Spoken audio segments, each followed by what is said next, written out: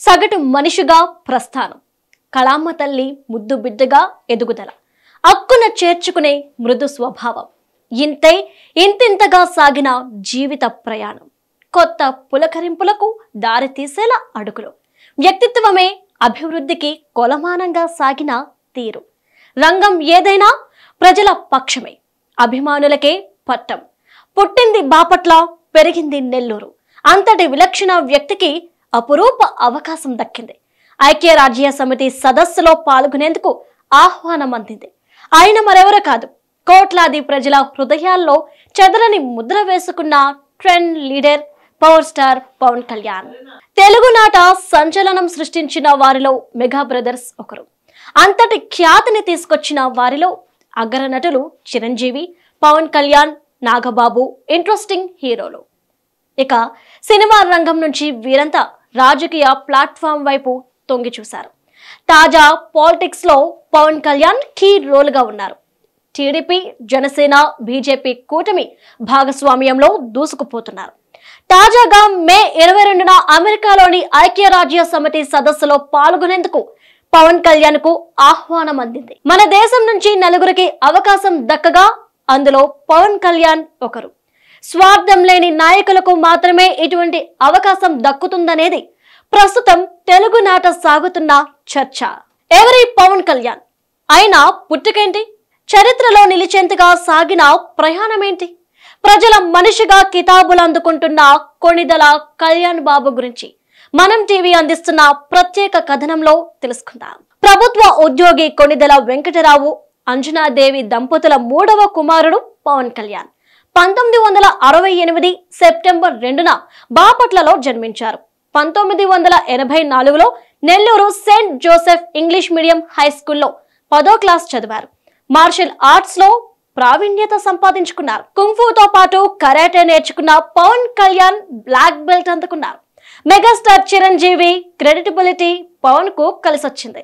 ఇక 1996లో అక్కడమ్మాయి ఇక్కడ అబ్బాయి సినిమాతో తెరంగేట్రం చేశారు.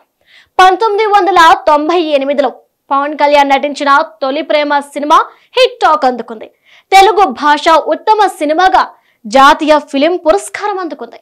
తమ్ముడు, బద్రి, ఖుషి, జలసా సినిమాలతో అగ్ర హీరోల సరసన చేరారు. 2012లో నటించిన గబ్బర్ సింగ్ సినిమా పవన్ కు ఉత్తమ నటుడిగా పేరొచ్చేలా చేసింది. ఫిలింఫేర్ అవార్డు ఆయన్ను వరించింది.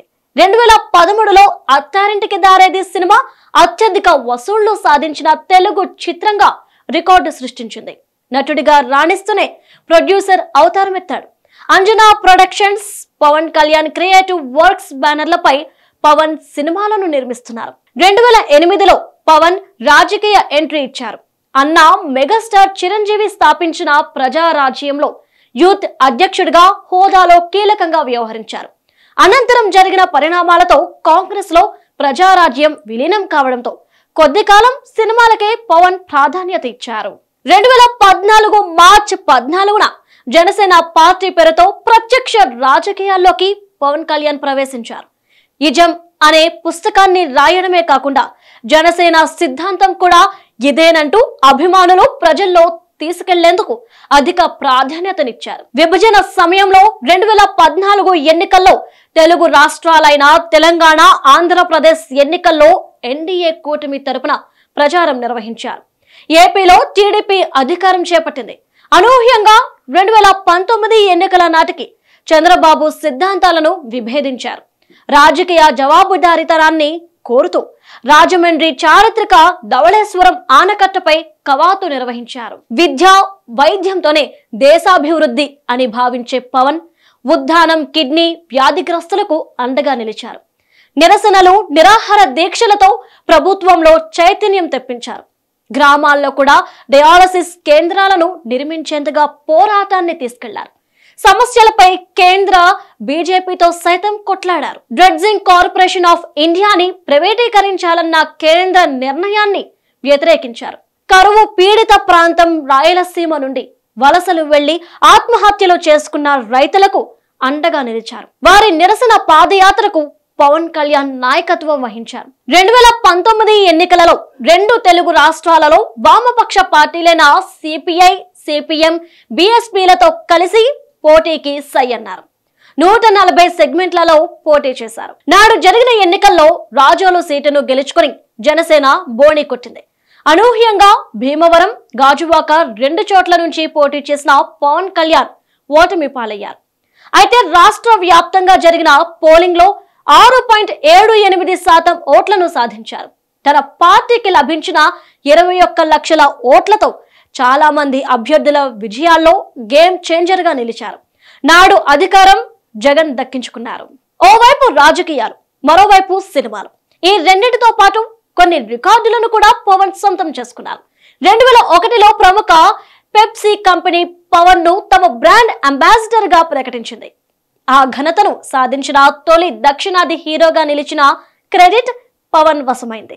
ఇక 2017లో చేనేత వస్త్ర పరిశ్రమను ప్రోత్సహించే క్రమంలో 2 తెలుగు రాష్ట్రాలకు పవన్ బ్రాండ్ అంబాసిడర్ గా ఉండేందుకు అంగీకరించారు. 2017లో బోస్టన్ లో హార్వర్డ్ యూనివర్సిటీలో నిర్వహించిన ఇండియా కాన్ఫరెన్స్ లో పవన్ ప్రసంగించారు.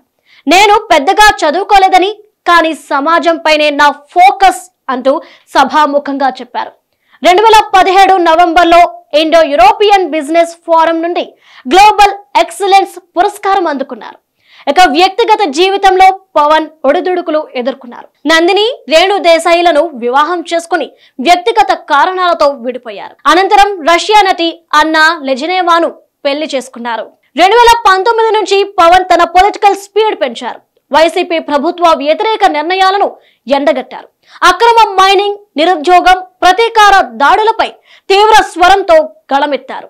ఒక దశలో అధికార వైసీపీ వెన్నులో చలి పుట్టించారు.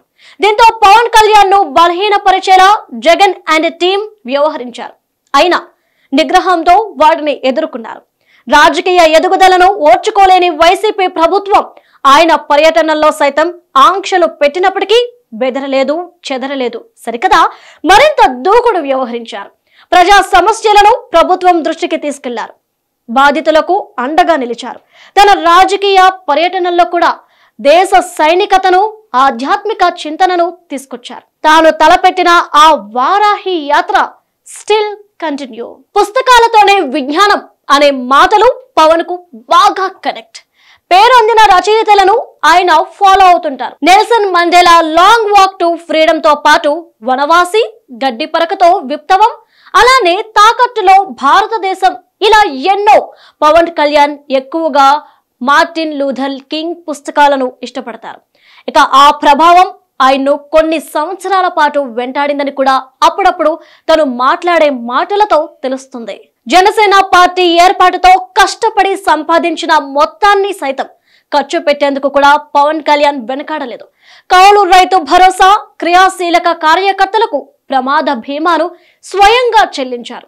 అనుకోని ఘటనలతో ఎన్నో కుటుంబాలకు జీవనాధారంగా ఉండేలా చేయందించారు.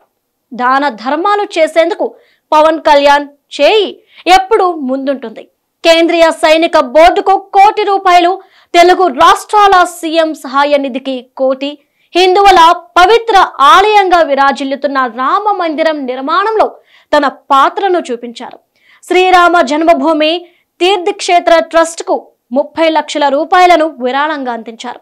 గత 5 ఏళ్లలో ₹20 కోట్ల విరాళాలుగా అందించి సామాన్యుడి మన్ననలు ఇట్టే అందుకున్నారు. యాక్షన్, సెంటిమెంట్ ఒకటేంటి, ఏ పాత్రలోనైనా ఇట్టే ఇమిడిపోయే పవన్ కళ్యాణ్ వాహన ప్రియుడు. హర్లే డేవిడ్సన్ బైక్, అలానే బెంజ్ బ్యాజ్, రేంజ్ రోవర్ స్పోర్ట్స్ కార్లు అంటే భలే మోజు.